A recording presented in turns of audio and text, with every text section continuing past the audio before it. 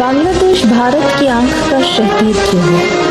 लातादाद शहदा के खून से हासिल की गई आजादी के सालों बाद भी बंगाली कौम को ये सवाल दरपेश है कि क्या वो वाकई आजाद है या फिर अभी भी गुलाम है।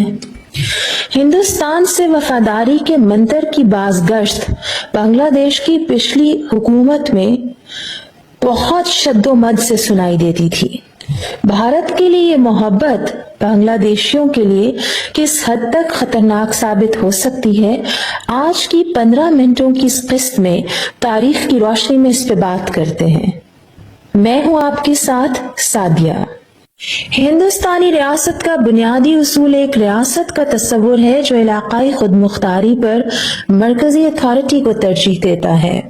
हिंदुस्तान के आईन के बिल्कुल शुरू में ये कहा जाता है कि हिंदुस्तान रियासतों का इत्तेहाद होगा और इसको वफाकी ढांचे के तौर पर काम करने के लिए डिजाइन किया गया है।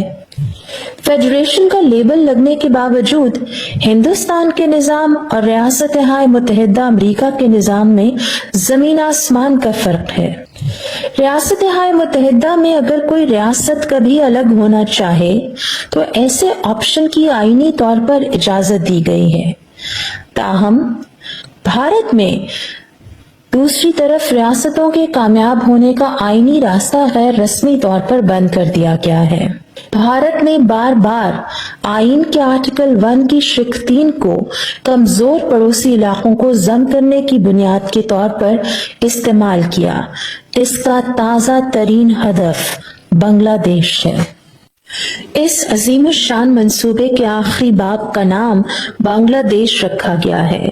बांग्लादेश का नाम सुनकर शायद बहुत से लोग चौंक उठेंगे, लेकिन बांग्लादेश पर कब्जे का ब्लूप्रिंट 1966 के अवाइल में ही तय पा गया था।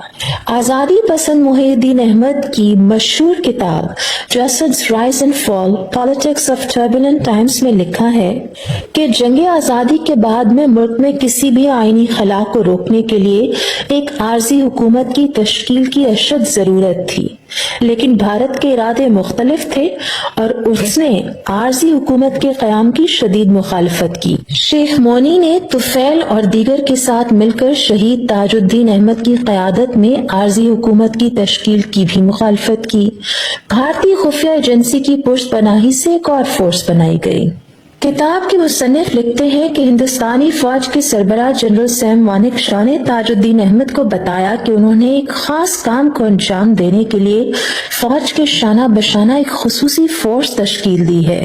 किताब के सफ़ा 47 पर शेख मुजीब के भतीजे शेख मोनी, सिराज सिकदर, तुफैल और अब्दुल रज़ाक की इस खुसूसी फोर्स के एक और अफसर जनरल ओबान के साथ एक तस्वीर शामिल है।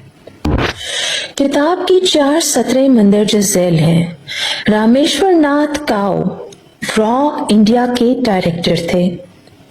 ये एजेंसी बनाई गई 1968 में CIA और MI6 के मॉडल्स पर। इसका पहला प्रोजेक्ट बांग्लादेश था। नाज़रीन, आपको क्या लगता है कि रॉ का क्या मकसद था इस प्रोजेक्ट को बांग्लादेश का नाम देने का?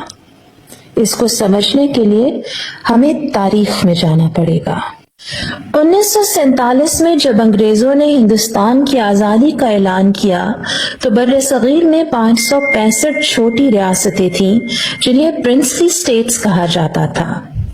ये रियासतें अंग्रेजों को टैक्स अदा करने के बावजूद आजाद थीं और उनके अपने अपने हुक्मरान थे। जाने से पहले अंग्रेजों ने इन रियासतों को 3 ऑप्शंस फराहम किए। वो चाहें तो हिंदुस्तान में शामिल हो सकते हैं, चाहें तो पाकिस्तान में शामिल हो सकते हैं और चाहें तो आजाद रह सकते हैं। क्योंकि इन रियासतों की अक्सरियत पर हिंदू हुक्मरान थे, इसलिए 565 में से 549 रियासतों ने हिंदुस्तान में शामिल होने का फैसला किया। 13 रियासतों ने पाकिस्तान के साथ इत्तेहाद का इंतखाब किया, जबकि 3 रियासतों कश्मीर, हैदराबाद और जूनागढ़ ने आजादी का इंतखाब किया। बदकिस्मती से अंग्रेजों के जाने के 1 माह के अंदर ही हिंदुस्तान की फिरका परस्त रियासत ने जबरदस्ती इन रियासतों पर कब्जा कर लिया। हिंदुस्तान ने इजाफी रियासतों पर भी कब्जा कर लिया जो या तो फ्रांसीसी या पुर्तगाली कंट्रोल में थीं या आजादी का ऐलान कर चुकी थीं। इस जारहाना इल्हाक ने हिंदुस्तान के इलाके को इसके असल ढांचे से बहुत आगे बढ़ा दिया। 1956 तक हिंदुस्तान का नक्शा जाहिर ये करता था कि मुल्क की 14 रियासतें थीं, लेकिन अब ये तादाद बढ़कर 28 रियासतों तक पहुंच चुकी है। 1961 में दादरा और नगर हवेली को जम कर दिया गया। इसी साल गोवा और दमन और दिउ की रियासतों पर भी कब्जा कर लिया गया। 1962 में पौंडीचेरी का इल्हाक किया गया था। 1963 में नागालैंड को मुकम्मल तौर पर कंट्रोल में लाया गया। उन महकूम सिक्किम के आसमानों पर साजिशी हिंदुस्तान का परचम हमेशा के लिए रह गया। सिक्किम के लोगों के लिए लेहेंदुक दोरजी एक हकीर शख्सियत का नाम है। नाजरीन, ये मालूमात जानने के बाद अगर आपसे पूछा जाए कि क्या भारत वाकई बांग्लादेश पर कब्जा कर लेगा और जवाब हाँ में है, तो फिर यह कब्जा क्यों, कब, कैसे और किस वक्त होगा? क्या हमारे पास इन सवालात के जवाबात तैयार हैं?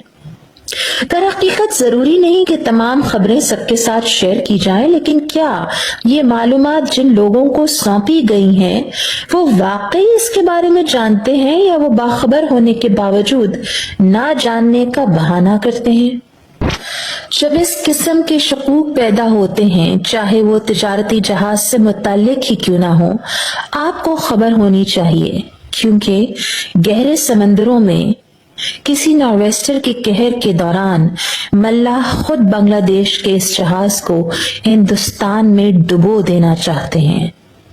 समंदर नाजरीन, एक शिकारी मल्लाह के इस डूबते हुए जहाज पर बैठे हुए हम अपने बादबान लहराने और अपनी ख्याली तस्वुरात में ऊंची उड़ान भरने के ख्वाब देखते हैं।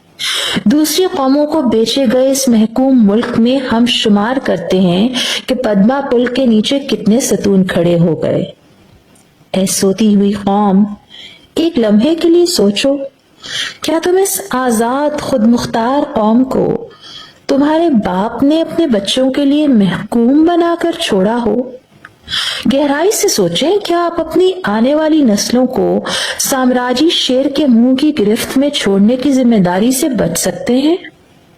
आप इंसान हैं। अगर आपका मकसद सिर्फ सोना, खाना खाना और बच्चे पैदा करना है, तो फिर आपको जानवरों से अलग क्या है?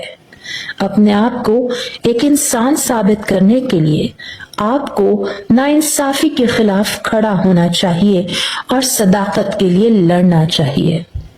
अल्लाह हाफिज।